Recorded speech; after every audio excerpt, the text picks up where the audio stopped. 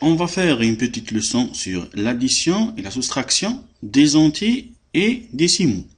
Vous allez voir qu'il n'y a pas une grande différence entre additionner et soustraire des entiers ou des décimaux. On va voir ça ensemble. Bon, on commence par faire un petit tableau sur notre cahier qui nous servira de tableau de numérotation. La ligne rouge, c'est pour la partie, séparer la partie entière de la partie décimale. Donc, si on voit bien que nous avons des classes, j'ai laissé 3 cases pour chaque classe. Vous les connaissez, on va les voir rapidement. C'est la classe des milliers, la classe des unités et la partie décimale qui est après la ligne rouge. Cette ligne rouge sera la ligne des virgules. Bon, on va voir rapidement qu'est-ce qu'il y a dans les classes. Il y a, dizaines, centaines. Maintenant, on voit que dans chaque classe, 3 choses se répètent, qui sont unité, dizaines, centaines. Dans la classe des unités, dans la classe des milliers, la même chose, unité, dizaines, centaines, ainsi de suite, en classe de millions, de milliards.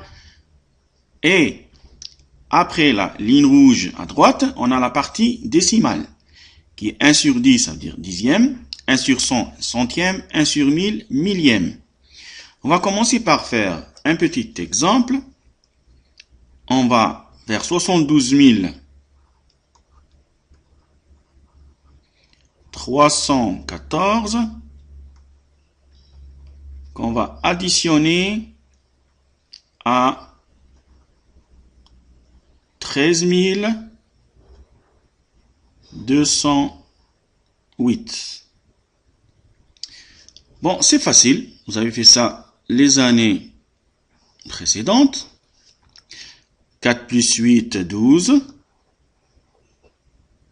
On a 1 comme retenu. 1, 2 et 0, 2. 3 et 2, 5. 2 et 3, 5. 7 et 1, 8. C'est très facile. Remarquez bien, ce qui est important, c'est de mettre chaque chiffre dans sa case. C'est ça le plus important. Si on répète ça dans notre tableau, on aura, voilà notre 72 314 additionné à 13 208 qui donnera comme résultat, on a eu 85 522. On va changer ça, ces deux entiers, en des nombres décimaux. On va mettre une virgule ici et là. Qu'est-ce qui va se passer? Rien, à part que la virgule suit les deux virgules sur la même ligne.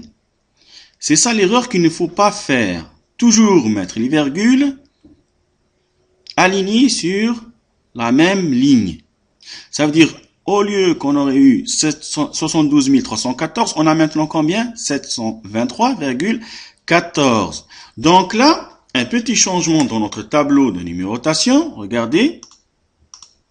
Qu'est-ce qui arrive?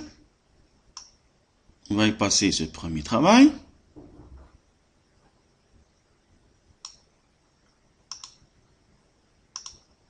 « 72 314 est devenu 723,14. Où est la virgule?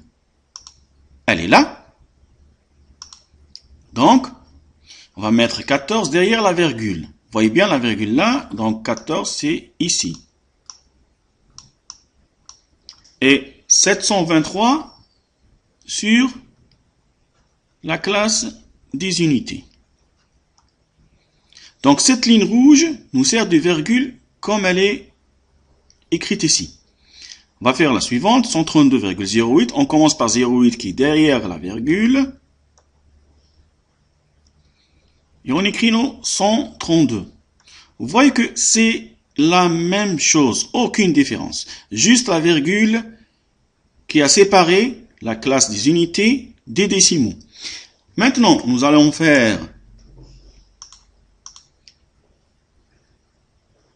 un autre exemple avec les mêmes nombres. On va changer juste quoi?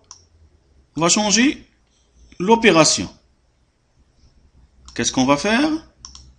On va, au lieu d'avoir addition, on va avoir une soustraction. C'est facile. Je vais rapidement effacer les premières retenues pour ne pas faire d'erreur. Voilà. Regardez bien. 4 moins 8 donne, oh, je ne peux pas, donc je prête 1. 14 moins 8 donne 6. Je remets le 1. 1 moins 1, 0. Je continue tout à fait normalement comme si je suis en train de soustraire deux entiers. 3 moins 2, 1. 2 moins 3, je ne peux pas, je prête 1, donc 12 moins 3, c'est 9. Je remets le 1 que j'ai prêté ici. 7 moins 2, 5. Et pour la virgule, très facile, je descends la virgule sur la même ligne. Voilà. Donc 723,14 moins 132,08 nous donne 591,06. Vous voyez que c'est très facile de faire addition ou soustraction des décimaux. L'essentiel, c'est de mettre les virgules sur la même colonne. Maintenant, on va faire un exemple un peu différent. On va faire soustraction de 326,45 moins 14,008. Regardez bien que j'ai fait une erreur. Laquelle? Je n'ai pas mis les virgules sur la même ligne et je n'ai pas positionné les chiffres dans les classes respectives. C'est une grosse erreur. C'est pour ça qu'il vaut mieux toujours commencer par mettre les virgules pour ne jamais faire d'erreur. Donc, on va commencer par mettre les virgules. Voilà. Positionner sur la même ligne. On va mettre aussi la virgule du résultat. Comme ça, il y a moins de risque de faire d'erreur. Nous allons faire un autre exemple. On va soustraire 302,6 moins 14,308. Qu'est-ce qui nous manque dans le premier nombre pour pouvoir faire la soustraction? Bien sûr, des zéros qu'on va mettre ici. Le premier, le deuxième, 0. On va commencer à faire notre soustraction.